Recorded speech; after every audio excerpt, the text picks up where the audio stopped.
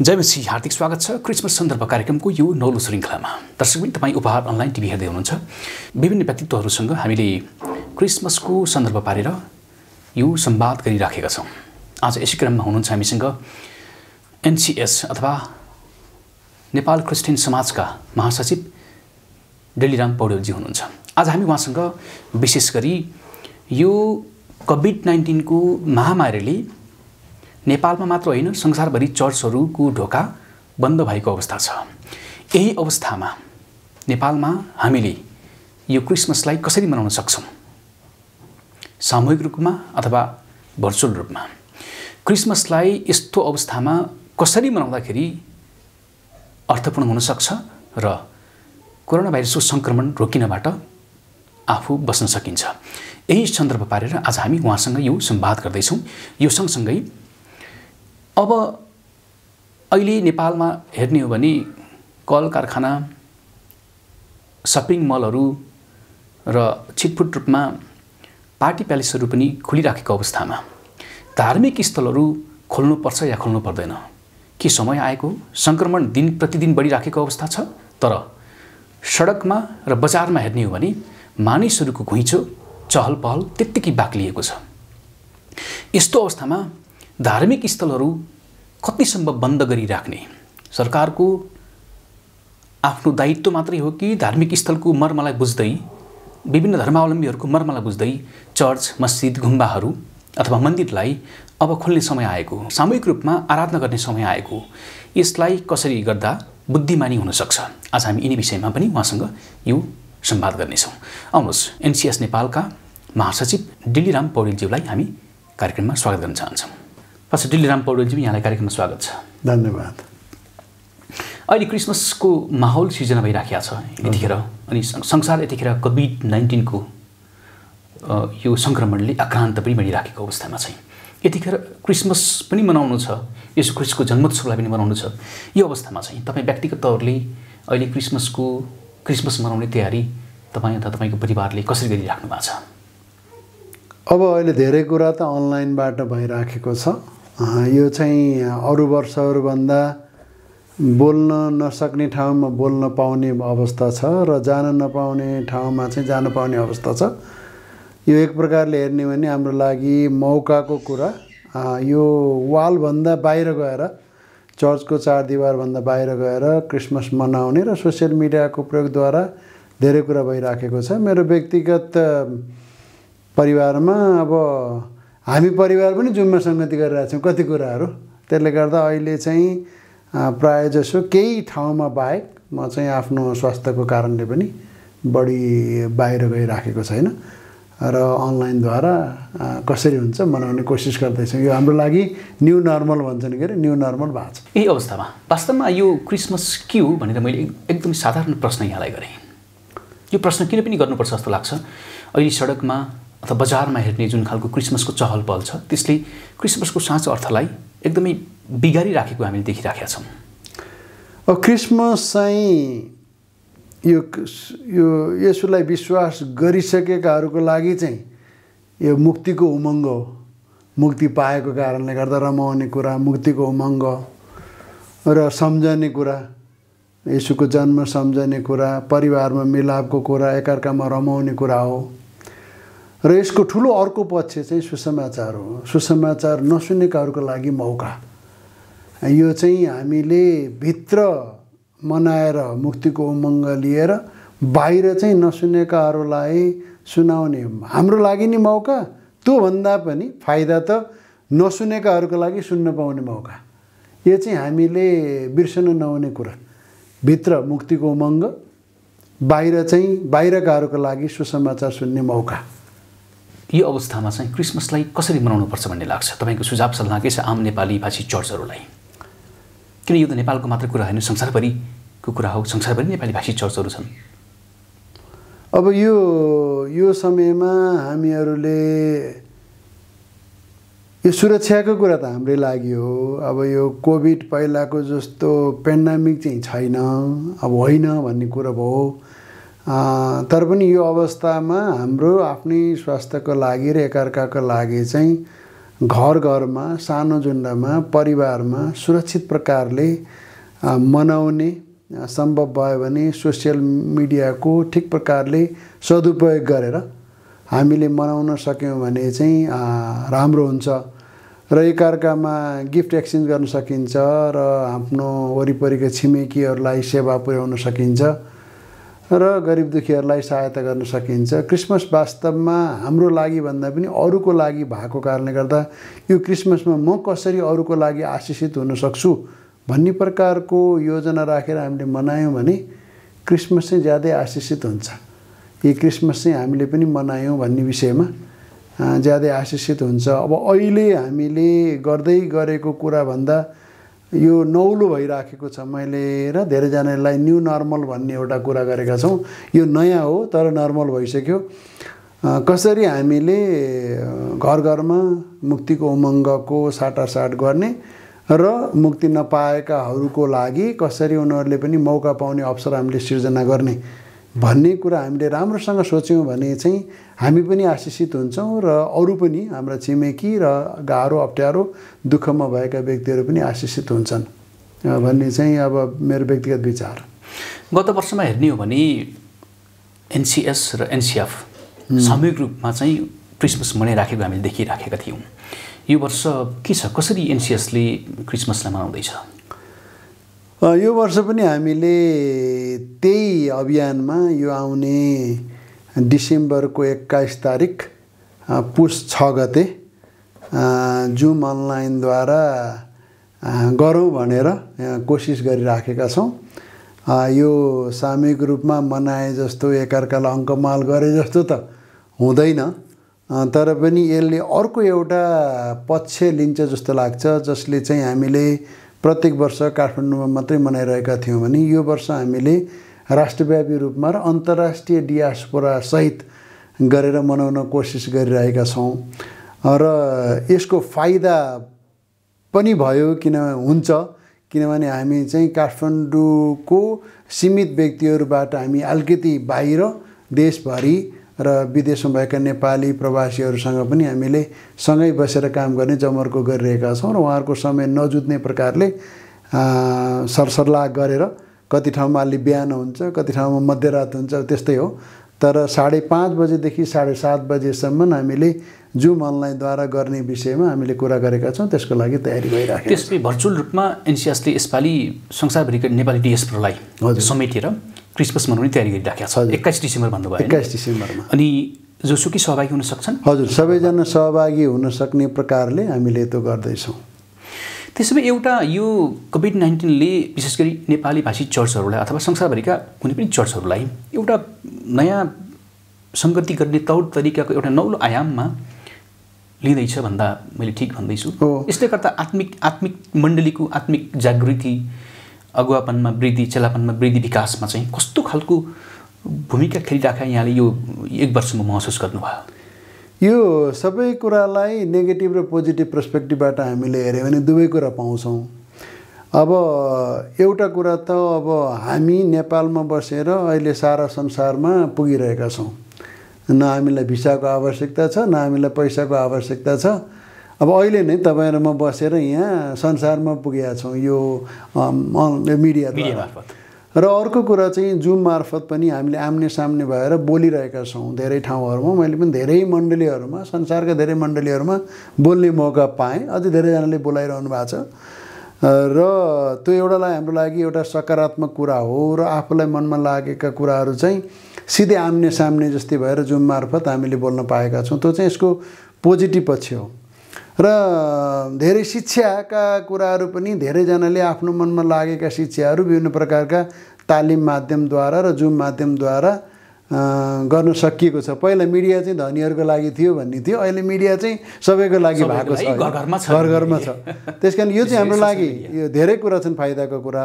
र यसबाट केही कुरा हामीले अलिकति होसियार गर्नुपर्ने कुरा चाहिँ, हुन त यो कुरालाई पनि सबैले पोजिटिभली लिन्छन्, तर हामीले मण्डलीको आफ्नो शिक्षा, मण्डलीलाई परमेश्वरले दिनुभएको विशेष अभिषेक, गाउँका मण्डलीका पास्टरलाई दिनुभएको अभिषेक, सहरका मण्डलीलाई दिनुभएको अभिषेक, तपाईँको डिनोमिनेसनलाई दिनुभएको अभिषेक, चर्च समूहलाई दिनुभएको अभिषेक, विभिन्न प्रकारका डक्ट्रिनहरू, विभिन्न प्रकारका सिद्धान्तहरू चाहिँ छताछुल्लो भएको छन् अहिले।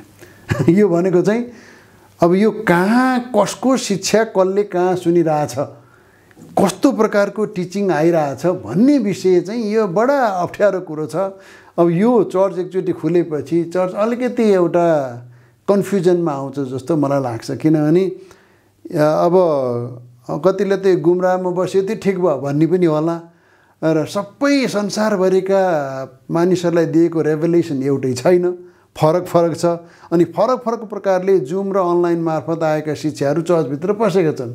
अब त्यसलाई फेरि एउटा लोकल चर्चको रूपमा स्थापित हुनको लागि हामीलाई ठुलो सङ्घर्ष जस्तो मलाई लाग्छ। फिल्टर हुने अवस्था छ, फिल्टर हुनुपर्ने। एकैछिन मेरो विचारमा यो विषय एउटा गहन विषय पनि, एउटा नयाँ डिस्कोर्स पनि सुरुवात भएको छ। जब हामीले यो चर्चहरू कोभिड-19 को कारण चर्चको ढोका बन्द भयो, सङ्क्रमण फैलिन नदिनको निम्ति, त्यस पछाडि चाहिँ अहिले जसरी जुम अथवा भर्चुअल मार्फत सेवा सङ्गति भइराखेको छ, वास्तवमा संसारभरि नै अहिले सेवा सङ्गति गर्ने अवसर मिलेको छ।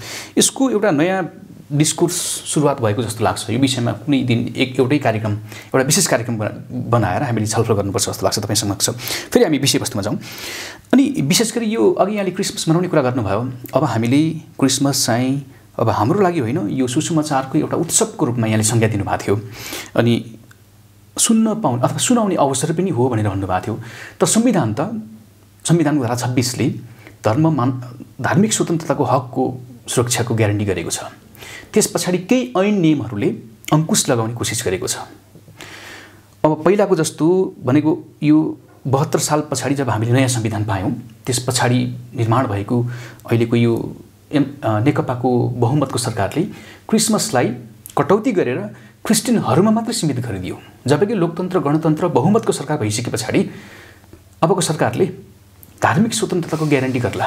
हामीले अझै योभन्दा पहिलाको संविधानले दिएको स्वतन्त्रताभन्दा योभन्दा बढी हामीले यसको सेवा सुविधा प्राप्त गर्न पाउँला, उपभोग गर्न पाउँला भनेर विभिन्न धर्मावलम्बीहरूले त्यो विचार गरिराख्नु भएको थियो, त्यो आशा गर्नुभएको थियो। तर अहिले यसको प्रत्यक्ष मार क्रिस्चियन समुदायलाई परेको छ। पहिलाको जस्तो पब्लिक प्लेसमा गएर, सार्वजनिक स्थलमा गएर सेवा सङ्गति गर्न सक्ने, सुसमाचारका कार्यक्रमहरू गर्न सक्ने अवस्था छैन। हाम्रा थुप्रै दाजुभाइहरू प्रार्थना गरेकै कारण कस्टडीमा पर्नुभयो, लाखौँ रुपियाँ फाइन तिर्नु पर्यो। यस्तो अवस्थामा चाहिँ यतिखेर नेकपाको बहुमतको सरकारले क्रिसमसलाई कटौती गरिराखेको अवस्थामा क्रिसमस त सार्वजनिक बिदा छैन अहिले पनि। यसबारेमा यहाँको प्रतिक्रिया के छ? यहाँलाई यो प्रश्न किन गर्दैछु भने एनसिएसको एउटा आधिकारिक व्यक्तित्व हुनुहुन्छ, एनसिएस नेपालको यहाँ महासचिव हुनुहुन्छ, बारम्बार डेलिगेसनको लागि सरकार समक्ष पनि यहाँहरू गइसक्नु भएको छ। यहाँको प्रतिक्रिया के छ? सरकार र राजनीतिक पार्टीहरू चाहिँ धार्मिक बाहेस हुनुहुँदैन, तर त्यस्तै भइराखेको छ। अब यो चाहिँ सत्य कुरा हो। धार्मिक चाहिँ पहिलो मानवाधिकार हो। धार्मिक चाहिँ किनभने मान्छेको अन्तरआत्मादेखि कुनै ईश्वरको उसले भक्ति गर्न पाउनुपर्छ कि। धार्मिक स्वतन्त्रता यो मौलिक अधिकारको एकदम महत्त्वपूर्ण पाठ हो। अब यो कुरा हाम्रो सरकारले बुझेन कि अथवा केही त्यस्तो तत्त्व छ जो तत्त्वको पछाडि उहाँहरू लागिरहनु भएको छ कि यो चाहिँ मैले नि बुझ्न सकेको छैन। तर एउटा कुरा के हो भने सरकारले क्रिस्चियन समुदायलाई अन्याय चाहिँ गरेको छ। किनभने यो त हामीले पञ्चायत कालमा लडेको, तपाईँको अरू समयमा अब यो अहिले गणतन्त्र आइसक्दाखेरि पनि क्रिस्चियनहरूको लागि एउटा क्रिसमसको छुट्टी दिन पनि यो लुच्याइ गर्ने। अनि हुन त हामीले धेरै छुट्टी गरेर क्रिस्चियनहरू चाहिँ काम गर्ने जाति हो, हामी चाहिँ परिश्रमी जाति हौँ। धेरै बिदा पनि त मागेको छैन नि। बाइबलले एकपटक क्रिसमसको दिन बिदा देऊ न। बाइबलले चाहिँ काम गर्नेले नखाओस् पनि भन्छ। त्यसले गर्दा हामी धेरै छुट्टीको पक्षमा छैनौँ। तर एउटा नेपालकै एउटा सरकारकै आँकडामा पनि हामी चौथो भयौँ रे, होइन? सरकारकै नम्बरमा पनि हामी चौथो पाँचौँ भयो रे, अथवा सातौँ भित्र पऱ्यौँ रे भनेपछि कमसेकम एउटा चाड दिएर रिकगनाइज गरेको एउटा धार्मिक समुदायलाई क्रिसमस छुट्टी पनि नदिनु यो सरकारको लोभीपनता हो, अथवा सिधै कुरा गर्दा यो चाहिँ अन्यायको कुरा हो। त्यो चाहिँ हामीले पटक पटक कुरा गरिरहेका छौँ। तर अब यो अवस्थामा हामीले सुसमाचार सुनाउन नपाउने आदि कुराहरूको जो व्याख्या भइरहेको छ, यो सुसमाचार सुनाउन नपाउने अथवा सुसमाचार सुनाए बापत जेलमा जानुपर्ने, यी कति कुराहरू चाहिँ कहिले हामीलाई स्वतन्त्र थियो र हैन? क्रिस्चियन समुदायले त तपाईँको उहिलेको समयदेखि नै दुःख कष्ट भोग्दै आइरहेको हो नि। सबै राणाकालको समयमा कुरा गर्नुहोस्, शाहकालीन समयमा कुरा गर्नुहोस्, पञ्चायतको समयमा कुरा गर्नुहोस्, बौद्धले आएपछि पनि कुरा गर्नुहोस्, अहिलेसम्म नेपालको मुलुकियनमा कहिलेसम्म धार्मिक स्वतन्त्रता थियो नेपालमा? थिएन। त्यस कारणले गर्दाखेरि हामीले थियो भने पनि क्रिस्चियनहरूको लागि चाहिँ त्यसै बाहेस भइराखेको थियो। मल्लकालीन समय बाहेक, केही समय बाहेक काठमाडौँका मल्लकालीन राजाहरूको समयमा केही स्वतन्त्र भएको हामी देख्छौँ। त्यो पछि कुनै पनि समयमा स्वतन्त्र थिएन। तर क्रिस्चियनहरूको वृद्धि हेर्नुहोस् न, यो स्वतन्त्रताले बढ्ने होइन। मान्छे अब यो सुसमाचार भन्नुभन्दा पनि यो ईश्वरको काम चाहिँ मानिसले रोकेर रोकिने कुरो होइन। त्यसले गर्दाखेरि चाहिँ उहाँले आफ्नो प्रकारले काम गरिरहनु भएको छ, परमेश्वरले काम गरिरहनु भएको छ, परमेश्वरले चलाइरहनु भएको छ। त सरकार चाहिँ किन यति धेरै निर्दयी भएको भन्ने चाहिँ मेरो प्रश्न छ। तर पनि हामीले फेरि प्रार्थना गर्न छोडेका छैनौँ। यो पनि अचम्मको कुरा, ज्ञान बुद्धि दिनुहोस् भनेर प्रार्थना गरिरहेको छौँ हामीले। तुलनात्मक हिसाबले 40 सालको संविधान पछाडि अथवा 62-63 को अन्तरिम संविधान पछि जब 72 सालमा यो संविधान पायौँ, योभन्दा त पहिलाकै संविधानमा धार्मिक स्वतन्त्रता थियो है? त्यसो भए व्यवहार त अब संविधानमा धार्मिक स्वतन्त्रता थियो। हामीलाई संविधान भन्दा पनि अन्डरस्ट्यान्डिङ भयो के 90 सालमा जब चाहिँ यो प्रतिबन्धित दलहरूले फुकुवा पाउँदा सबै धार्मिक समूहले पनि फुकुवा पाए एकैचोटि। तर मुलुकियन चाहिँ परिवर्तन भएको थिएन। के भयो भने त्यो संविधानले ठुलो फुकाउ गरिदिएको कारणले गर्दा सानातिना कुराहरूले अल्झाएन क्या त्यसलाई चाहिँ। त्यसले गर्दाखेरि चाहिँ हामी सबैजना बाहिर प्रकट चाहिँ भयौँ, भित्र भएकाहरू चाहिँ प्रकट चाहिँ सबैजना भयो। राजनीतिक दलले पनि स्वतन्त्र पाए, धार्मिक समूहले पनि स्वतन्त्र पाए सँगसँगै। तर पनि अब यो प्रतिबन्ध लगाएर प्रतिबन्धित नहुने कुरा चाहिँ धार्मिक स्वतन्त्रता हो। यो चाहिँ कसैले पनि रोकेर नरोक्ने कुरा चाहिँ मान्छेले जीवन दिन्छन् नि। मान्छेले त्यसो गर्दा गर्दै पनि कहाँ सुसमाचार प्रचार गर्न छोडेका छन् र? छोड्दैनन् नि। तर केही एक्टिभिटिजहरूमा त ह्रास त आएको छ नि त। जस्तो पहिलाको जस्तो 72 सालभन्दा पहिला जसरी विभिन्न ठाउँमा, विभिन्न जिल्लाहरूमा, विभिन्न सार्वजनिक स्थलमा अथवा सडकमा, चौक गल्लीहरूमा जसरी सुसमाचारको काम हुन्थ्यो नि, निर्वाध रूपमा हिँड्न पाइन्थ्यो, घर घरमा गएर सुसमाचार ट्र्याक्सहरू वितरण गर्न पाइन्थ्यो, कार्यक्रमहरू गर्न पाइन्थ्यो। तर त्यो छैन नि त अहिले। हो, त्यो चाहिँ प्रतिबन्ध लागेको छ। तर प्रत्येक समयमा परमेश्वरले चलाउनुहुन्छ। अब हेर्नु न, कोभिडको समयमा मण्डली बन्द भएर भएन नि। हाम्रोमा 10-12 हजार मण्डली भवन थियो होलान्। तर 10-12 लाख अहिले घर छन् नि। फेरि घर घरमा भइरहेछ त। हाम्रो घरमा प्रत्येक दिन सङ्गति हुन्छ, बिहान बेलुका जताततै सङ्गति हुन्छ। अनि हाम्रो छिमेकीहरू पनि सुन्छन्, नजिकका मान्छेहरू पनि आउँछन्, अनि हाम्रो घरमा आउँछन्, चिया खान्छन्, सङ्गति गर्छौँ हामी। भनेपछि त चर्च भवन पो बन्द भयो त? चर्च त बन्द भएन नि। बाहिर ट्याक्स दिएर सुसमाचारको काम पो बन्द भयो त? परमेश्वरको आत्माले गर्ने काम त बन्द भएको छैन नि। काम त भइरहेछ। पहिला चाहिँ परालको आगो थियो, वारवार्ती सबैले देख्लान्। भुसको आगो कसैले नदेख्लान्, काम त भइरहेछ। यो चाहिँ सरकारको मान्छेहरूले सबैले बुझे हुन्छ। परमेश्वरको काम कसले रोक्न सक्छ त? रोक्न नसक्ने कुरो हो नि। भित्रभित्रै सल्किसकेको कुरा त कसले ल्याउन सक्छ? कानुनी तौरले अङ्कुश त लगाउने कोसिस भयो नि त, होइन? भइराखेको छ नि त अहिले पनि। अब प्रार्थना गरेकै कारण पोखरामा एकजना पास्टर पक्राउ पर्नुभयो, करिब 4 महिना जेल बस्नुभयो, 8 लाख रुपियाँ धरोडी तिर्नु पर्यो। अहिले पनि उहाँको केस अनुसन्धानकै क्रममा छ। यद्यपि उहाँ रिलिज भए तापनि विभिन्न एक जिल्लाबाट अर्को जिल्लामा उहाँलाई ट्रान्सफर गरियो, दुःख दिने काम गरियो। एउटा धर्मगुरुलाई एउटा अपराधी सरह व्यवहार भयो नि त। त्यस कारणले चाहिँ कानुन परिवर्तन हुनुपर्छ। सरकारमा, देशमा शान्ति सुव्यवस्था कायम गर्ने र मानवाधिकारको निश्चयता दिने हो भने अब मैले हेरेको 2टा मात्रै कुरा हो। संविधानको धारा 26 को 1 चाहिँ संशोधन हुनुपर्छ, 3 चाहिँ खारेज हुनुपर्छ। यसलाई धर्मलाई चाहिँ धार्मिक नियम बनाए हुन्छ, तर धर्मलाई चाहिँ कैदी बनाउनु हुँदैन। धर्मगुरुहरू सुसमाचार प्रचार गरेको कारणले गर्दा हतगडी लाउनु हुँदैन। धर्मगुरुहरू चाहिँ अरू सजाय होला, अरू प्रकारले हामीले बन्द गर्न सकिन्छ, तर धर्मगुरुहरूलाई जसले धार्मिक कुराहरू गरेर हिँड्छन् उनीहरूलाई अपराधी बनाउनु हुँदैन। मान्छे मार्ने र तपाईँको पिटपाट गर्ने अथवा त्यो तपाईँको देशमा एकदम धेरै शान्ति कायम हुन नदिने अथवा खैलाबैला गर्नेहरू र चाहिँ धार्मिक गुरुहरू जसले आत्मिकी कुरा गर्छन् उनीहरूलाई एउटै प्रकारको कानुन लाउनु चाहिँ यो चाहिँ एउटा सरासर धर्ममाथिको ठाडो आकारमा।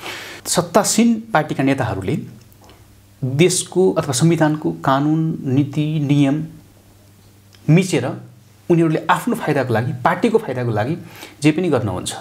यहाँले फिल महसुस गर्नुभयो होला विगत केही दिन यता नेपालको राजनीतिमा ठुलो एउटा उतार चढाव आइराखेको छ।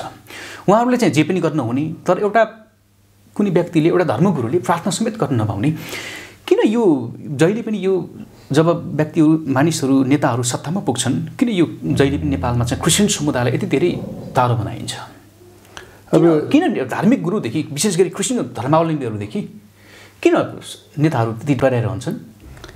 अब मेरो पक्षबाट मैले कुरा गर्दाखेरि चाहिँ ईश्वरको भयले मानिसलाई चाहिँ सत्यतामा प्रकट गराउँछ क्या। ईश्वरको भयले चाहिँ सबै धर्म मान्ने मान्छेहरू परिवर्तन हुन्छ भन्ने कुरामा विश्वास गर्दिनँ। सबैको धर्म हुन्छ। अहिले कति हाम्रो कम्युनिस्ट नेताहरू पनि मजाले बसेर क्रियाकाज गरिराखेका छन्, त्यो हामीले देखेका छौँ। तर अब सबैले आफ्नो कर्मकाण्ड पनि गरिराखेका छन्, त्यो पनि हामीले देखेका छौँ। धर्म मान्ने मानिसहरूको कारणले गर्दा देश परिवर्तन हुने चाहिँ होइन, तर परमेश्वरको भय मान्ने मानिसहरूको कारणले गर्दा देश परिवर्तन हुन्छ, सत्यता बाहिर निस्कन्छ। त्यस कारणले पनि अब अहिले हामीले देखिरहेको सत्यता प्रकट हुन नचाहने मान्छेहरू चाहिँ जो चाहिँ अन्धकारमा काम गर्छन् उनीहरू नै हुन्। त्यसले गर्दाखेरि यो प्रजातन्त्रमा बहुमतको कुराहरू चाहिँ भइ नै हाल्छ, बहुमतको कुराहरू हुन्छ। त्यसले गर्दाखेरि चाहिँ अब सबैलाई लाज लाग्नुपर्ने हो। जस्तै अहिले हामीलाई धार्मिक कुरा गर्नलाई हजारौँ मानिसहरूको र्याली जुलुस निकाल्न हुन्छ, चर्च खोल्नु हुँदैन। क्रिस्चियनहरूलाई सुसमाचार प्रचार गरेर एउटा आत्मिकी कार्यक्रम गर्न पाइँदैन। मुर्दाबाद र जिन्दाबाद गर्न पाइन्छ, भ्रष्टाचार गर्न मिल्छ, अब भ्रष्टाचार गर्ने छुट छ हो नि। अब भ्रष्टाचार गरेका व्यक्तिहरू चाहिँ केही सानो धरोटीमा निस्किया छन्, उनीहरूको मुद्दा लाग्दैन। तर धर्मका विश्वास गर्ने मानिसहरू जिल्लामा जिते पनि पुनरावेदनमा लगेर मुद्दा हालिन्छ सरकार आफैले। अब यी सबै कुराहरू हेर्दै गर्दाखेरि चाहिँ एक प्रकारको अब धार्मिक आस्था छैन भन्ने पनि उहाँहरूको आस्था छ। अनि यो यो यो संविधानले चाहिँ क्रिस्चियनहरूलाई मात्रै होइन, भोलि त अरूलाई पेल्छ, भोलि त अरू माइनोरिटीमा पर्छन्। वृद्धि त भएको भइ छ नि, माइनोरिटीमा पर्ने बित्तिकै अरूलाई पनि पेल्छ। त्यो बेला त परिवर्तन हुन्छ नै। यो कुरा चाहिँ केही समय हामीले दुःख भोग्नु पर्ने भयो। अहिलेको यो कोभिडको सङ्क्रमणले गर्दा सामूहिक रूपमा क्रिसमस मनाउने अवस्था छैन। क्रिसमस नजिकै आउँदैछ। सङ्क्रमणको दर नेपालमा दिन प्रतिदिन बढिराखेको छ। तर सार्वजनिक रूपमा सडकमा, सुपरमार्केटमा अथवा सपिङ मलमा, पार्टी प्यालेसमा, होटलमा सामूहिक रूपमा कार्यक्रमहरू निर्बाध रूपमा भइराखेका छन्। अघि यहाँले भन्नुभयो कि दलका कार्यक्रमहरू सार्वजनिक रूपमा सडकमा अहिले विरोध र्यालीहरू, सभा समारोहका कार्यक्रमहरू भइराखेका छन्। यस्तो अवस्थामा चाहिँ चर्च, मन्दिर, गुम्बाहरू, मस्जिदहरू अहिलेसम्म बन्दकै अवस्थामा छन्। अब धार्मिक स्थलहरू खोल्ने बेला भएको के छ यहाँको सुझाव सल्लाह सरकारलाई? धार्मिक स्थल यी सबै खोल्दाखेरि धार्मिक स्थल खोल्नुपर्ने हुन्छ। किनभने सबै बन्द भएको भए हो हामी पनि ठिकै छ, धार्मिक स्थल पनि ठिकै छ। किनभने यो प्रभावका सबै क्षेत्रहरूमध्ये धार्मिक पनि एउटा ठुलो प्रभावको क्षेत्र हो। हामीले 7वटा प्रभावका क्षेत्रका विषयमा कुरा गर्छौँ। त्यसमा शिक्षा, सरकार तथा राजनीतिक, त्यसमा व्यापार, त्यसमा एजुकेसन, त्यसमा चाहिँ तपाईँको परिवार, त्यसमा चाहिँ धर्म, त्यसमा चाहिँ यी सबै क्षेत्रहरू जो प्रभावका क्षेत्रहरू छन् त्यसमध्ये धार्मिक कुरा पनि प्रभावका क्षेत्र हो। हामीले चर्चमा आत्मिकी कुराको साथसाथै नैतिक कुराहरू पनि हामीले सिकाउँछौँ। अब अहिले कोभिडको विषयमा सबैभन्दा बढी एक्टिभली भएर प्रार्थना गर्ने समूह नि क्रिस्चियन समूह होइन र? हामीले प्रत्येक दिन 3 देखि 5 बजे त हामीले कोभिडको लागि प्रार्थना गरेकै छौँ। सामूहिक कोभिडको संक्रमण चाहिँ नियन्त्रणमा आओस् भनेर प्रार्थना गरेका छौँ। बिमारीको लागि प्रार्थना गरेका छौँ। हामीले अग्रपङ्क्तिमा हुने डाक्टरहरूको लागि प्रार्थना गरेका छौँ। सुरक्षाकर्मीहरूको लागि प्रार्थना गरेका छौँ। यातायातका व्यक्तिहरूको लागि प्रार्थना गरेका छौँ। पत्रकारको लागि प्रार्थना गरेका छौँ। सरकारको लागि प्रार्थना गरे। दिनदिनै हामीले प्रार्थना गरिरहेकै छौँ। अनि यसले यो प्रार्थना गर्दै गर्दा एक प्रकारको अवेरनेस पनि भएको छ। त्यो अवेरनेस के हो भने हामी चाहिँ होसियार हुनुपर्छ है भन्ने प्रकारको अवेरनेस हामीले दिइरहेका छौँ भने अब तपाईँको पार्टी प्यालेसमा त्यस्तो अवेरनेस केही नै हुँदैन, कहीँ पनि केही हुँदैन, बजारमा पनि केही पनि हुँदैन। तर चर्चले त कमसेकम आफ्नो मान्छेलाई अवेरनेस प्रोग्राम गरिराख्छ, एकअर्कालाई उत्साह दिन्छ। अहिले चाहिँ अब यो कोभिडको सबभन्दा ठुलो उपाय चाहिँ एन्टिभाइरस तत्त्व जुन शरीरमा हुन्छ त्यसले चाहिँ जित्दो रहेछ नि, जित्ने त त्यो रहेछ नि। त्यसले गर्दा त्यसलाई तयार गर्नका लागि भावनात्मक रूपमा, आत्मिक रूपमा, मानसिक रूपमा र शारीरिक रूपमा इन्करेज गर्ने त धार्मिक संस्था हो नि, धार्मिक समूहहरू हो नि त। मन्दिरमा जहाँसुकै जाओस् उसको मनमा त एक प्रकारको सान्त्वना त हुन्छ नि, मैले ईश्वरसँग आज भक्ति गरेर आएँ भन्ने कुरा हुन्छ। तर क्रिस्चियनहरूले जे गर्दा पनि नेपालमा धर्म प्रचारसँग जोडिन्छ नि त, यहाँलाई थाहा छ नि यो कुरा। यहाँ आफैले पनि स्वयं यसको शिकार बन्नुभयो। तपाईँ एउटा कार्यक्रममा दाङमा सल्यानमा प्रार्थना गर्न जाँदाखेरि तपाईँलाई अपराधी सर प्रहरीले एरेस्ट गरियो। केही समय तपाईँ त्यो कस्टडीमा बस्नु पऱ्यो। त्यस पश्चात तपाईँ जेल चलाउनु भयो। तपाईँ अहिले पनि यो पछि अहिले सम्भवतः अहिले पक्कै पनि यो केस किनारा लाग्यो जस्तो लाग्छ। तरोटीमा रिहाई हुनुभयो तपाईँ। म चाहिँ जे गर्दा पनि नेपालमा क्रिस्चियनहरूले जहिले पनि सर्वसत्तावादी सत्ता पक्षका मान्छेहरूले अथवा समाजले, समुदायले धर्म प्रचारसँग जोडिएर त्यसरी चाहिँ अवमूल्यन अथवा अपव्याख्या गरेको देखिन्छ। यो अचम्मै लाग्छ। मेरो आफ्नो विषयमा पनि जिल्लामा चाहिँ सल्यानमा होइन दाङमा जिल्ला अदालतले हामीलाई सफाई दियो। अहिले फेरि पुनरावेदनको सरकारी वकिलको माध्यमद्वारा फेरि त्यो मुद्दा चलिरहेको छ दाङमा। हामीले तारिख खेपिरहेका छौँ र हामीले यो चाहिँ हुन नसक्ने भनेर हामीलाई कुनै पनि प्रकारको धरौटी अथवा जरिवाना जिल्लामा केही पनि लगाइएन र जिल्ला न्यायाधीश र जिल्लाप्रति हामी धेरै धन्यवादी छौँ। हुन त यो बेकारको काम थियो होइन, यो हुँदै नहुने प्रकारको, लाग्दै नलाग्ने प्रकारको मुद्दा लगाइयो र अहिले पनि यस्तो प्रकारको दुःख दिने काम भइराखेको छ। दाङमा त्यो कुरा भइराखेको छ र यसमा के कुरा रहस्य थियो हामीले अहिले पनि बुझ्न सकेका थिएनौँ। चर्चभित्र सधैँ प्रोग्राम भइराखेका हुन्। अहिले कोभिडको समय बाहेक त्यहाँभन्दा पहिला त हामी अग्रजहरूको बिचमा कुरा गरेकै हुन्। अब हामीले प्रदेश नम्बर 5 का सबै अग्रजहरूलाई एकै ठाउँमा भेला पारेर यो अहिलेको समसामयिक परिस्थिति, त्यतिखेरको समसामयिक परिस्थितिको विषयमा हामीले एउटा चर्चलाई प्रशिक्षण दिने कार्यक्रम र आत्मिक वातावरण तयार गर्ने काम गर्दै गरेका हौँ। त्यो चाहिँ हामीले 7वटै प्रदेशमा गरिसकेका थियौँ। त्यो चाहिँ 5 नम्बर प्रदेशमा अन्तिम समय थियो। मैले कार्यक्रम पनि सक्नु, मैले भन्ने कुरा पनि सक्नु। घर फर्कँदै गर्दा म एयरपोर्ट जाने क्रममा तल निस्कँदाखेरि मलाई होटलबाट पक्राउ गरिएको। अब यहाँ कुन प्रकारको तत्त्व घुसेको थियो मलाई अहिले पनि थाहा छैन। नचिनेको शत्रु ज्वाइँ भन्ने चलन छ, नसुनेको चोर पनि ज्वाइँ हो। त्यसले गर्दाखेरि कुन ज्वाइँ पऱ्यो मलाई थाहा छैन, को पछि लाग्यो त्यो पनि थाहा छैन। तर पनि यस्ता प्रकारका दुःख कष्ट हुने कुरा छ। क्रिस्चियनहरूले मान्छे कोसँग डराउँछ तपाईँलाई थाहा छ? ती डराउने कोसँग डराउँछ? कि मान्छे त्यो शक्तिशाली हुनु पऱ्यो त्योसँग डराउँछ, कि चाहिँ त्यो मान्छे मूर्ख हुनु पऱ्यो त्योसँग डराउँछ, कि चाहिँ त्यो ठुलो समूह हुनु पऱ्यो त्योसँग डराउँछ। विरोध पनि त्यसैको हुन्छ क्या। त्यसले गर्दाखेरि के कुरा थाहा छ भने यो अद्भुत रूपमा परमेश्वरले, म आफै पनि सरप्राइज छु कसरी परमेश्वरले यो देशमा काम गर्दै हुनुहुन्छ, कसरी मानिसहरू परमेश्वरको राज्यमा आउँदैछन्। यो चाहिँ हामीले गरेर होइन, सुसमाचार प्रचार गरेर होइन, यो त सधैँ गरिरहेकै कुरा। सरकारबाट यति खालको दमन हुँदै पनि परमेश्वरले यो देशमा काम गरिरहेको। यो त अद्भुत कुरा। यो चाहिँ आत्मिकी दृष्टि बाहेक देख्न नसकिने कुरा हो क्या। यो चाहिँ क्रिस्चियनहरूले काम गरे, प्रचार गरे, सुसमाचार सुनाए, एनजिओ काम गरे, यी सबै उल्फतका कुरा हुन्। यो भाग भयो होलान्, तर परमेश्वरले आफैले काम गर्नु भएन भने मानिसहरू परमेश्वरको राज्यमा आउन सक्दैनन्। यो कुरा त हो। त्यसले गर्दा अहिलेको यो अवस्थामा चर्चलाई बन्द गरिराख्नु अथवा धार्मिक संस्थालाई बन्द गरिराख्नु यसले कुनै अर्थ दिँदैन। किनभने तपाईँ मङ्गल बजारतिर जानुहोस् वा मान्छेहरू ठेलम ठेला छ। अब तपाईँको कहाँको दूरी मेन्टेन गर्ने कुरा त्यहाँ धेरै त यातायात कार्यालयमा जानुहोस् त्यस्तै छ होइन। तपाईँ सरकारी सार्वजनिक अस्ति काङ्ग्रेसको नेताहरूको त काङ्ग्रेसको त्यो रेली हेर्नुहोस् त आम्मामा न माग्छ न केही छ। अब काङ्ग्रेसलाई नलाउने हामीलाई कृष्णलाई लाग्छ त लाग्दैन नि। काङ्ग्रेस सरकारी कार्यक्रमहरू भव्य भइरहेछन् त। अस्ति उहाँ तपाईँको धुलीखेलमा सरकारको प्रशिक्षण कार्यक्रम सयौँ मान्छेहरू त्यहाँ बसिरहेर प्रशिक्षण गरिरहेछन्, खाना एकै ठाउँबाट खाइरहेछन्। अरू कुरा भन्दा पनि बफे खाना खाइरहेछन्।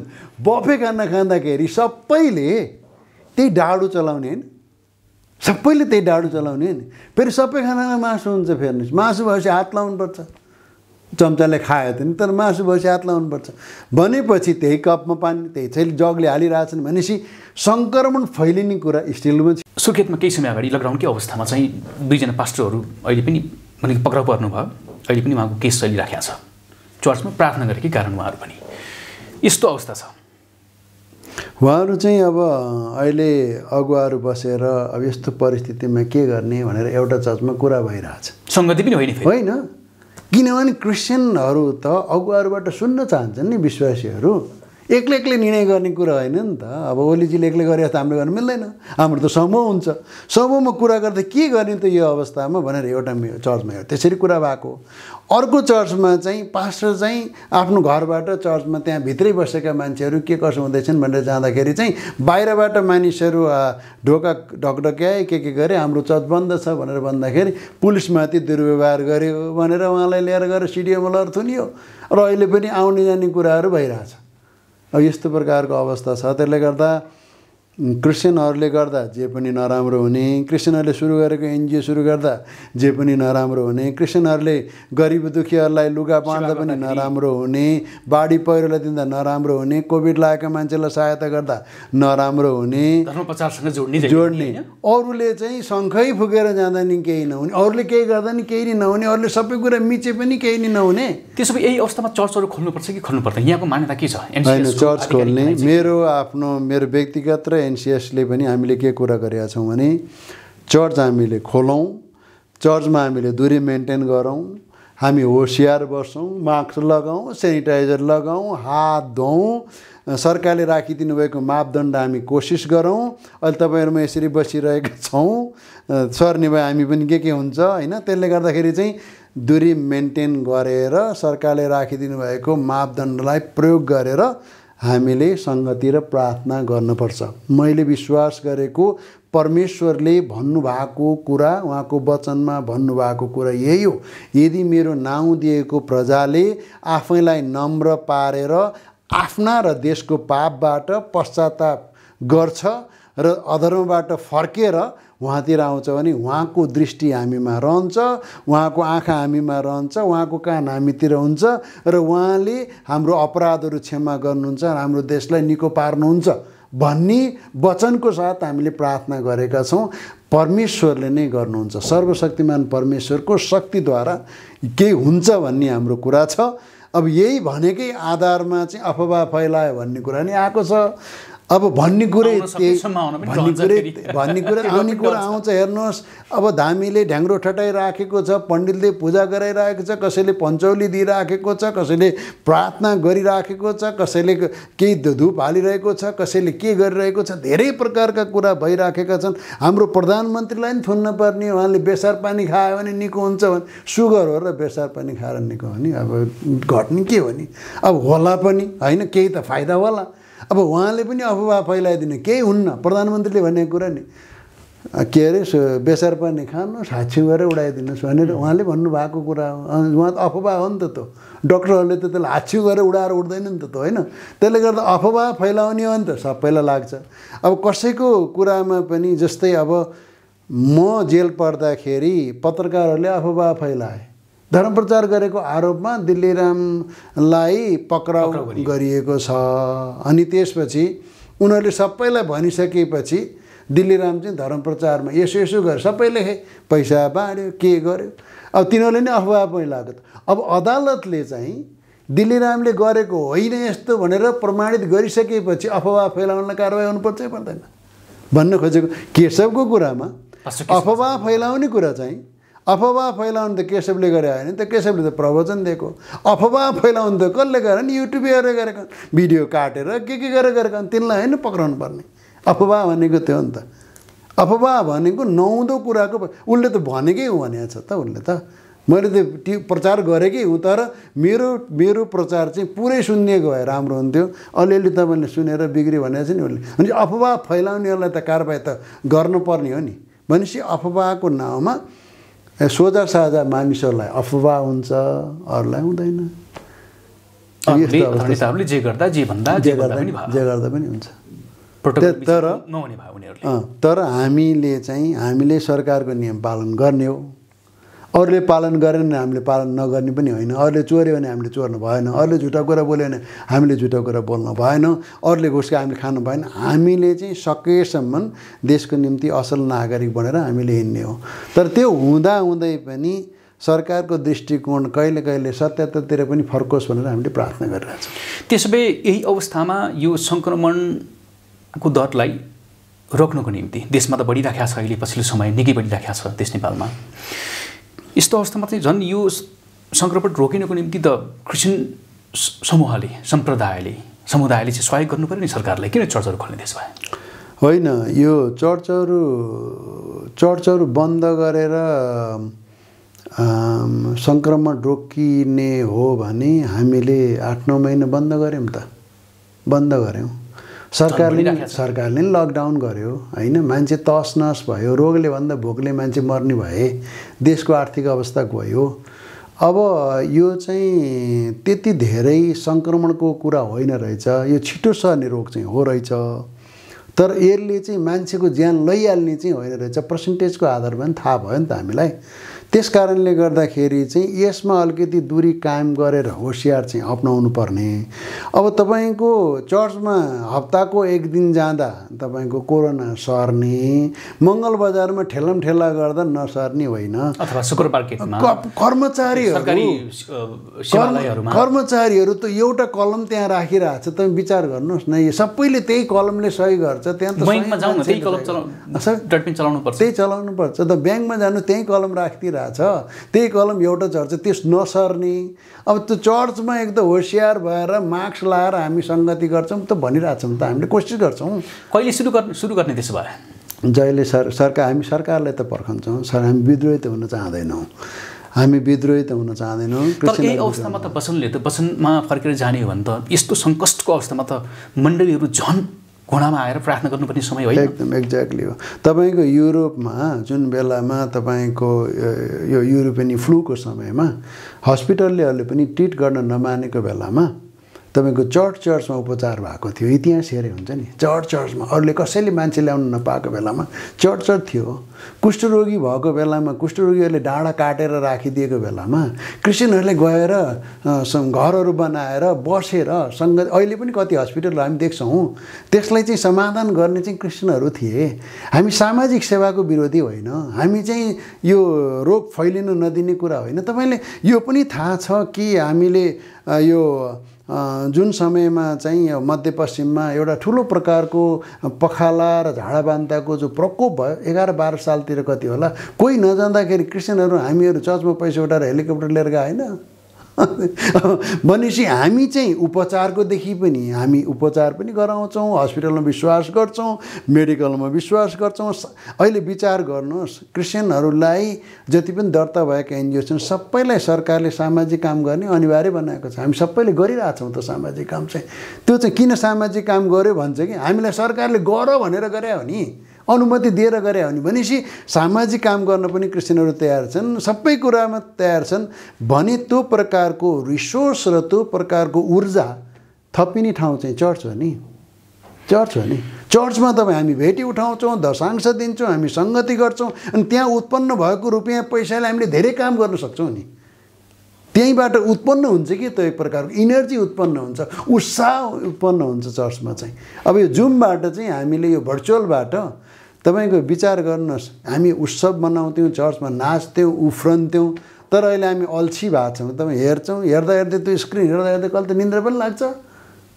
चर्चमा निदाएको पक्कै कम्ती पाइन्थ्यो, तर स्क्रिनको अगाडि निदाएको धेरै पाइन्छ अहिले। त्यस कारणले गर्दाखेरि पनि यो एउटा स्पिरिचुअली ऊर्जा पनि भएको छैन। त्यसले गर्दा चर्च खुल्ने बित्तिकै सानो सानो समूह गरेर सङ्गति गर्दा त्यो ऊर्जा फेरि आउँछ जस्तो हामीलाई लाग्छ। त्यसो भए यो आह्वान सरकारसँग कहिले गर्छ एनसिएस नेपालले? गरिसकेका छौँ। गरिसक्नु भएको छ? हामीले गरिसकेका छौँ, सरकारसँग कुरा गरेका छौँ, गृह मन्त्रालयसँग कुरा गरेका छौँ हामीले। र उहाँहरूको एउटा भर्बल कुरा, हामीलाई लिखित केही छैन, भर्बल कुरा चाहिँ यो धार्मिक कुरा चाहिँ अनप्रेडिक्टेबल, सायद अब त्यो कम्युनिस्टहरूको धर्म पनि होला होइन। अब राजनीतिकहरूको चाहिँ ईश्वरै राजनीति हो, जुनसुकै पार्टी भए पनि। हामीले सबै पार्टीको अनुभव गरिसक्यौँ, धेरै पार्टीको अनुभव गरिसक्यौँ, जो आए पनि कानै चिरेका भने जस्तो पनि हामीलाई लागिसकेको छ। तर पनि यो धार्मिक कुरा चाहिँ अनप्रेडिक्टेबल हो, त्यसले गर्दा अरू प्रेडिक्टेबल कुरालाई खोल्दै जाने, धार्मिक कुरालाई चाहिँ उहाँले खोल्न चाहनुहुन्न। अनि यो धर्मनिरपेक्षको कुरा चाहिँ छु मतलब के मतलब होइन, मतलब छैन। धार्मिक कुरामा मतलब छैन भन्ने धर्मनिरपेक्ष हो, अरू चाहिँ सबै कुरा ठिकै छ। धर्मको विषयमा हामीलाई मतलब छैन भन्ने चाहिँ धर्मनिरपेक्ष हो नि त। सरकारले केही गर्दैन भन्ने विषयमा त्यो गर्ने हो भने पनि सरकारले के भनिदिनु पर्यो भने हामी जिम्मेवारी छैनौँ, धार्मिक समुदाय तपाईँ नै जिम्मेवारी हुनुहोस् भन्ने हो। क्रिस्चियनहरूलाई महामारी लाग्यो भने सरकारले के गर्छ अहिले? हिन्दूहरूलाई लाग्यो भने केही गरेको छ, मुस्लिमहरूलाई लाग्यो भने केही गरेको छ। पहिला त उपचार गराउँथ्यो, अहिले त त्यही पनि गराउँदैन। सरकार जिम्मेवारी नभएपछि, सरकारले ल छोडेपछि हामीले त गरिरहेछौँ। क्रिस्चियनहरू बिमारी हुँदै गर्दा हामीले केही न केही एकअर्कालाई सहायता गरिरहेछौँ त अहिले पनि। त्यो भनेपछि हामी हाम्रा मान्छेहरूलाई सहायता गर्छौँ, धार्मिक समूहलाई हामी सहायता गर्छौँ, तर अनुमति त हामीलाई दिनु पऱ्यो नि त त्यो गर्नका लागि। त्यो रिस्क लिन धार्मिक समुदाय, क्रिस्चियन समुदाय तयार छ? त्यसमा हामी तयार छौँ। यदि खुल्ने अनुमति दियो भने एकदम तयार छौँ। येशूले क्रुस बोक भन्नुभएको छ, हाम्रो क्रिस्चियन समुदाय यसमा आफैले रिस्क बोक्न तयार हुन्छ। न डराएको मान्छेहरू आउँदैन नि, जुममा बसेर घर सुन्छन् त, आउँदैन नि। तपाईँको कैयौँ मान्छे बाहिर निस्किएर सीमित यतिको सङ्ख्यामा आएर सहभागी हुनु पाउने, धार्मिक स्थलमा उनीहरूले आराधना गर्न पाउने, आफ्नो आस्थाको प्र्याक्टिस गर्न पाउने भनेर सरकारले त्यस्तो खालको नियम जारी गरिदियो भने त सजिलो हुन्थ्यो नि त होइन? हजुर, त्यो सजिलो पनि हुन्छ। भएन भने हाम्रा मण्डलीहरू पनि त्यति धेरै मूर्ख छैनन्। अब हामीले त्यो अवस्थामा दूरी मेन्टेन गरेर हामी गरौँ भनेर सरकारले अनुमति दियो भने हामी गर्न सक्छौँ। त्यसो भए डिलियन पौडेलज्यू, हामी कार्यक्रम लगभग अन्त्यतिर छौँ। यदि सरकारले धार्मिक स्थल खोल्ने अनुमति दियो भने सङ्क्रमण बढ्नमा सहयोग पुग्दैन? होइन, अहिले त अब बढ्छ बढ्दैन भन्ने विषय त अहिलेको सरकारको रूपरेखा अनुसार बढ्यो क्या। बढ्ने हो नि अहिले बढ्यो। अब धार्मिक सङ्घ संस्थाहरू खोलेको कारणले गर्दा वृद्धि हुन्छ भन्ने चाहिँ होइन क्या। हामी त चर्चमा त 1 घन्टा भेट्छौँ नि, 2 घन्टा भेट्छौँ नि, मन्दिरमा त आधी घन्टा जान्छ। त्यसो भए यो हामीले अहिलेको जुन घटना छ, यो विश्वव्यापी रूपमा फैलिएको कोभिड-19 को जुन एउटा महामारी छ, बाइबलतिर फर्केर हेर्ने हो भने मत्ती 24 अध्यायमा यस्ता खालका महामारीहरू, भूकम्पहरू संसारमा आउनेछन् भन्ने कुरा त क्रिस्चियनहरूको लागि नौलो कुरा पक्कै पनि होइन, बाइबलमा पहिले लेखिएको कुरा हो। तर यो हुन आयो, नहुनु पर्ने थियो, हुन आयो। यसलाई नियन्त्रण गर्ने परमेश्वरको हात पनि छ। यसकारण यही अवस्थामा चाहिँ चर्चहरू खोलेर हामीले प्रार्थना गर्नुपर्छ, विश्वव्यापी मानिसहरूको लागि प्रार्थना गर्नुपर्छ। कोरोना भाइरसको भ्याक्सिन अहिले पत्ता लागिसकेको छ, अहिले पनि बेलायत र अमेरिकाबाट सुरु भइसकेको छ भ्याक्सिन लगाउन। यो चाहिँ उन्मूलन होस् भन्नका निम्ति चर्चले प्रार्थना गर्नेछ। त्यसकारण सरकारले चर्चहरूलाई प्रार्थना गर्ने अनुमति दिनु पर्यो, चर्च खोल्न दिनु पर्यो भन्न खोज्नु भयो यहाँ। हजुर हजुर। अब चर्च मात्रै होइन, सबै धार्मिक संस्थाको खुज्छन्, मान्छेहरू धार्मिक हुन्छन् क्या। तपाईँले केही न केही भए पनि, जस्तै मन्दिरमा गए पनि मान्छेहरू फर्केर आज म मन्दिरमा गएको थिएँ भन्ने त हुन्छ नि त उनीहरूलाई। चर्चमा जाँदा पनि म आज परमेश्वरको अगाडि गएँ। चर्चमा त पाप गरेको पश्चाताप हुन्छ। हेर्नुहोस्, पहिला चोरेर आएको भने पश्चाताप गर्छ, अनि पश्चाताप भनेको जे गरेको छ त्यसको कसैलाई दिने हो, मैले कसैको चोरेछु भने दिने हो। त्यसले गर्दा एउटा सभ्य समाज सिर्जना गर्नका लागि आत्मिकी भूमिका एकदम महत्त्वपूर्ण छ, एकदम अब अति नै महत्त्वपूर्ण कुरा हो। अब यो संसारमा अरू धेरै प्रकारका जस्तै सामाजिक क्षेत्र, आर्थिक क्षेत्र भने जस्तै आत्मिकी क्षेत्र चाहिँ एकदम बलियो क्षेत्र हो क्या। आत्मिकी क्षेत्रलाई बायस गरेर देशको सर्वाङ्गीण विकास हुँदैन, त्यो चाहिँ निश्चित हो। त्यस कारणले गर्दा चर्चहरू खोल्ने, मन्दिरहरू खोल्न दिने तर पनि त्यसमा हामीले भद्रकोल प्रकारले नगरेर बढी सहिष्णुता अपनाएर गर्नुपर्ने चाहिँ हुन्छ। हामी होसियार चाहिँ गर्नुपर्छ। अर्को कुरा चाहिँ के छ भने यो कोरोना चाहिँ कस्तो प्रकारको भयो भने यो चाहिँ भाइरस हो भयो, यो चाहिँ नदेखिने कुरा भयो, यो चाहिँ कल्पना गर्न पनि नसकिने कुरा भयो। श्रीमान श्रीमतीसँगै सुतेका छन्, श्रीमानलाई लागेको छ, श्रीमतीलाई लागेको छैन, बाउ छोरा परिवार सबै एउटै छन्, मेरो साथी 3 जनालाई लाग्यो, एउटा सानो छोरी छ जो सबैसँग हुलमुल गर्थ्यो त्यसैलाई लागेको छैन। यो अचम्म प्रकारको रहस्यमय नै छ क्या अहिले चाहिँ। त्यस कारणले गर्दा अब यो फेरि सबैजना कोरोना लागेका मान्छेहरू मर्ने पनि होइन रहेछ होइन। तपाईँको 3% मात्रै, जस्तै अब तपाईँले अरू रोग लगाएका मर्छन् भन्ने पनि होइन रहेछ। हेर्नुहोस्, अरू रोग लगाएका पनि बाँचेर आएका व्यक्तिहरू पनि छन्, केही नभएका व्यक्तिहरू मरेका पनि छन्। यो अचम्म प्रकारको रोग भएको कारणले गर्दा क्रिस्चियनहरूले स्वाभाविकै रूपमा एउटा आत्मिकी लडाइँ भन्ने एउटा कुरो छ क्या, दुष्टको आक्रमणबाट जोगिने। कि मान्छेलाई त फसाउने, लडाउने, बिगार्ने, चोर बनाउने, फटा बनाउने, बदमास बनाउने, सबै कुरा बनाउने त एउटा आत्मा छ भने हामी विचार गर्छौँ नि। त्यसमा हामी जिउन सिकेका छौँ भने कोरोनाबाट पनि जिउन छ। त्यसको जिउनको लागि पाप नगर्ने, झुटा नबोल्ने, नचोर्ने, अरू हत्या नगर्ने, हिंसा नगर्ने भनेर सिकाए जस्तै कोरोनासँग जोगिन मास्क लाउने, सेनिटाइजर लाउने, हात धुने, डिस्टेन्स कायम गर्ने त्यो नै रहेछ। अथवा चिसो कति कुराहरू सबै ओपन कुराहरू स्वास्थ्य मापदण्ड अपनाऊ भन्दाखेरि त क्रिस्चियनहरूले छिटो बुझ्छन् क्या, त एकदम छिटो बुझ्छन्। हामी कार्यक्रमको अन्त्यतिर छौँ। अन्तमा जस्तो यो अहिले क्रिसमस आइरहँदाखेरि, जस्तो अघि पनि मैले तपाईँसँग जोडेँ कि नेकपाको बहुमतको सरकारले क्रिसमसलाई कटौती गर्यो, क्रिस्चियनहरूमा मात्र सीमित गरिदियो। अहिले त क्रिसमस आइरहँदाखेरि कोभिडको एउटा बहाना पनि होला सरकारलाई। अन्ततः क्रिस्चियनहरूको माग त वर्षमा एकपटक हामीले मनाउने एउटा उत्सव, यो त राष्ट्रव्यापी राष्ट्रिय उत्सव मात्र होइन, यो त विश्वव्यापी उत्सव पनि हो, संसारभरि मनाइन्छ। यस्तो अवस्थामा चाहिँ नेकपाको बहुमतको सरकारले क्रिस्चियनहरूको अथवा संविधान त पाएको जुन अधिकार छ त्यसलाई प्रयोग गर्दै क्रिस्चियनहरूको निम्ति एउटा वर्षमा एकपटक सार्वजनिक रूपमा बिदा दिनुपर्छ भन्ने एनसिएसको यो अडान अहिले पनि कायम छ। एकदम कडा छ। हामीले माग चाहिँ 3टा गरेका छौँ। जस्तै हाम्रो पहिलेदेखिको माग चाहिँ क्रिसमस, इस्टर सन्डे र गुड फ्राइडे 3वटा दिन न हामीलाई भनेका छौँ। त्यो चाहिँ 3 दिन बिदा। त्यो वृद्धि हुँदै गर्दाखेरि पनि अब क्रिसमस भनेको येशू प्रभु जन्मेको सम्झना गर्ने दिन, अब गुड फ्राइडे भनेको येशू प्रभु हाम्रो पापको निम्ति मर्नु भएको दिन, अब इस्टर सन्डे भनेको चाहिँ येशू प्रभु सबै कुरालाई जितेर नयाँ जीवन दिनुभएको दिन भनेर अरू धेरै हामी मनाउँछौँ, धेरै समय छ। तर पनि हामीले यो 3वटा दिन चाहिँ विशेष उत्सव हो भनेर हामीले भनेका छौँ। र त्यसमध्ये सरकारले दिएको क्रिसमस पनि उहाँले लानुभयो भने 3टा दिने त कुरै भएन। अहिलेको लागि हामी 1 दिन दिनुभयो भने पनि हामी खुसी हुन्छौँ। मैले अघि नै भनिहालेँ, क्रिस्चियनहरू चाहिँ काम गर्नेहरू हुन्। हामी काममा विश्वास गर्छौँ। काममा विश्वास गर्ने भएको कारणले छुट्टी नै छुट्टी भएको देश चाहिँ त्यति विकास हुँदैन। तपाईँले क्रिस्चियन देशहरू हेर्नुभयो भने छुट्टी कम्ती हुन्छ। हाम्रो देशमा छुट्टी धेरै छ। हामी चाहिँ हल्लेर रमाएर खाने प्रकारको संस्कृति भएको कारणले पनि होला, कृषि प्रधान भएको कारणले पनि होला। तर त्यस कारणले गर्दा क्रिसमस लगायत 3वटा छुट्टीको हाम्रो माग छ। तर हाम्रो विशेष अहिले चाहिँ एउटा क्रिसमस त नदिने सरकारसँग अरू के आशा गर्ने भन्ने कुरा छ। तर तपाईँलाई एउटा आशाको कुरा, यो नेपाल सरकारले अरूले क्रिसमसलाई चाहिँ अलिकति खेलाउन जस्तै बनाएको छ। अनि क्रिसमस आएपछि दिन्छु भन्ने, अनि कहिले दिइ पनि हाल्ने, कहिले नदिइ पनि हाल्ने, अनि त्यसपछि चुनाव आएको बेलामा पनि दिन्छु भन्ने। तपाईँलाई थाहा छ तिनै नेताहरू सत्तामा पुगिसके पछाडि होइन, त्यो चुनावको जुन वर्ष चुनाव हुन्छ नि त्यो वर्ष छुट्टी हुन्छ। तपाईँलाई थाहा छ हाम्रो शेरबहादुर देउवा प्रधानमन्त्री हुने बेलामा चुनाव नजिक आएको थियो।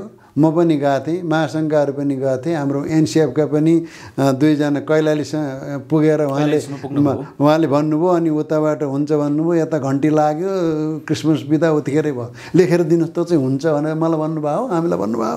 अनि केही समयपछि महासङ्घहरू जानुभयो। अनि सबैको कुराहरू अब कसले गर्यो भन्दा पनि त्यो हामीलाई यो बनाउने विचार मात्रै हो। अनि सबैको लागि सबैलाई भनेर उनीहरूले दिए। त्यसले गर्दा अब 2 वर्षपछि त छुट्टी हुन्छ हेर्नुहोस् होइन, किन त्यो चुनावमा सबैलाई क्रिस्चियनहरूको भोट दिएको छ। क्रिस्चियनहरूको भोट चाहिँ निर्णायक भोट हो अहिले चाहिँ। त्यो हामीले भनिन्न भने पनि अब हामीमा अब क्रिस्चियनहरूले हामी अब भेडा पनि भन्छौँ होइन, हामी चाहिँ त्यस्तो छौँ। हामीलाई कसैले घाँस दिन्छ के दिन्छ भने हामी त्यतातिर फर्कन्छौँ पनि। हेर्नुहोस् राजनीतिक नेताहरूले सुने हुन्छ, किनभने उहाँहरूले सुन्दाखेरि चाहिँ यिनीहरूलाई त हामीले केही गरिदियो भने अनि चुनावको अघिल्लो समय चाहिँ क्रिसमस छुट्टी पनि हुन्छ, उस्तो पनि 3 दिन पनि हुन्छ। तर अहिले पनि दिन्छु भनेर आशा भन्नुभएको छ। हामी चाहिँ यो समयमा पनि मन्त्री परिषद 25 डिसेम्बरमा क्रिसमसको छुट्टी हुने सम्भावना छ। उहाँको मनमा के खेल्छ होइन, एउटा गृहमन्त्रीले छुट्टी भनेपछि छुट्टी हुन्छ के अरे अहिले होइन, एकजना मान्छेले हो उहाँको मनमा के हुन्छ त्यो हुन्छ भन्ने कुरा भएको छ।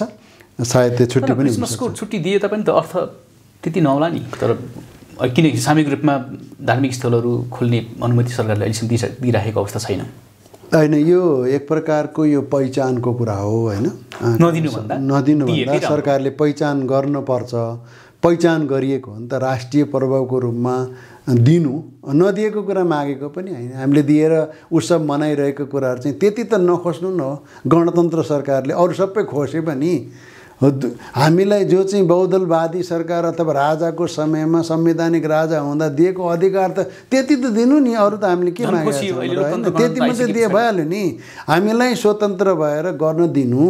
त्यसमा हामीले अर्को कुरा नि धेरै कुरा गरिराखेका छौँ। कमसेकम क्रिस्चियनहरूको धन सम्पत्ति जो हाम्रा नाममा छ अर्काको नाममा छ होइन, जो चाहिँ जोडिएका छन् उनीहरूले तयार गरेका छन्, त्यसलाई एउटा व्यवस्थित त गरिदिउँ। कमसेकम कानुन बनाइदिनु पर्यो। गुठी नै हो भने पनि गुठीको कानुन बनाइदिनु पर्यो। हामीलाई गएर एनजिओमा व्यापारमा त्यतातिर लगेर कम्पनीमा त्यतातिर जाने होइन। हामी जाने जति गयौँ अब जाने बेला छैन। हामीलाई चाहिँ सरकारले अब यो हो भनेर बनाइदिनु पर्यो नि त, अथवा होइन हो जान्दैनौँ भने पनि हामीले दस्तावेज दिएको छौँ नि त तपाईँले। हामीले नि सरकारलाई नै हामीले 34 पेजको दस्तावेज नि दिएको छौँ, अरूले पनि दिएको छौँ यस्तो यस्तो हो भनेर। अनि त्यसमा लेखेर हामीसँग सरसल्लाह गरेर धेरै क्रिस्चियन संस्थाहरू छन्, सरसल्लाह गरेर एउटा बनाए हुन्छ। भएन भने सरकारले उतिखेरै अध्यादेश ल्याएर परिवर्तन गर्न सक्छ, चेन्ज गर्न सक्छ। सरकारसँग त्यो क्यापेसिटी छ नि। संसारभरि देशभरि भएको सबै जग्गा सरकारको, संसारभरिको सबै मान्छे सरकारको, जतिखेर पनि अध्यादेश लिएर आएर सबै कुरा परिवर्तन गर्न सक्छ भने त्यो भइरहेको कुरा र गरिरहनु पर्ने कुरा दिन किन कन्जुसाइ गर्ने भन्ने चाहिँ हाम्रो विचार हो। अन्तमा क्रिसमसको सन्दर्भमा देश विदेशबाट जसले हाम्रो यो कार्यक्रम हेर्दै हुनुहुन्छ उहाँहरूलाई एनसिएसको तर्फबाट र तपाईँको व्यक्तिगत तर्फबाट शुभकामना के व्यक्त गर्न चाहनुहुन्छ? धेरै धन्यवाद। तपाईँले यसरी हामीलाई समय दिनुभयो र धेरै कुराहरू गर्ने मौका मिल्यो। धेरै धन्यवाद। र विशेष यो संसारभरिबाट तपाईँहरू जसरी यो हेर्नुहुन्छ सबैजनालाई यो वर्षको हार्दिक शुभकामना व्यक्त गर्न चाहन्छौँ र आउँदै गरेको नयाँ वर्षले नयाँ कुरा ल्याउन सकोस्। यो वर्ष हामी धेरैजना सङ्कटको अवस्था भएर गयौँ। अर्को वर्षको लागि आशा गरौँ। परमेश्वरले हामीलाई सबै कुराबाट स्वतन्त्र गराउनुहुन्छ। निरन्तर प्रार्थना गरौँ, निरन्तर उहाँको महिमाको कुरा गरौँ। प्रभुले तपाईँ र मेरो जीवनमा काम गर्नुभएको हार्दिक शुभकामना व्यक्त गर्न चाहन्छु। धन्यवाद। यहाँले आफ्नो व्यस्तताको बावजुद पनि यो हामीलाई समय दिनुभयो, आफ्ना विचारहरू व्यक्त गरिदिनु भयो। अति महत्त्वपूर्ण यो विषयमा क्रिटिकल्ली आफ्ना एनालाइसिसहरू प्रस्तुत गरिदिनु भयो। यहाँको सेवाइमा प्रभुले आशिष दिनुभएको छ। र अन्तमा क्रिसमसको यहाँलाई र यहाँको परिवारलाई शुभकामना छ हाम्रो तर्फबाट। धेरै धन्यवाद कुमारजी तपाईँको यो परिश्रमको लागि। तपाईँले धेरै राम्रो गर्दै हुनुहुन्छ मिडियामा। परमेश्वरले तपाईँको परिवार र सेवकाईमा आशिष दिनुभएको होस्। अनि यो मिडिया हेरिरहने सबैलाई परमेश्वरको आशिष रहोस्। फेरि पनि तपाईँलाई जय मसीह। धन्यवाद। दर्शकबिन, आजको यो संवाद तपाईँलाई कस्तो लाग्यो? आज हामीसँग एनसिएस नेपाल अथवा नेपाल क्रिस्चियन समाजका महासचिव डिल्लीराम पौडेलजी हुनुहुन्थ्यो। आज हामीले उहाँसँग क्रिसमसको सन्दर्भ पारेर यो संवाद गऱ्यौँ। कार्यक्रमप्रति तपाईँका प्रतिक्रिया व्यक्त गर्नुहोला। कार्यक्रमबाट कुमार सिंह विष्ट बिदा हुन्छु। जय मसीह।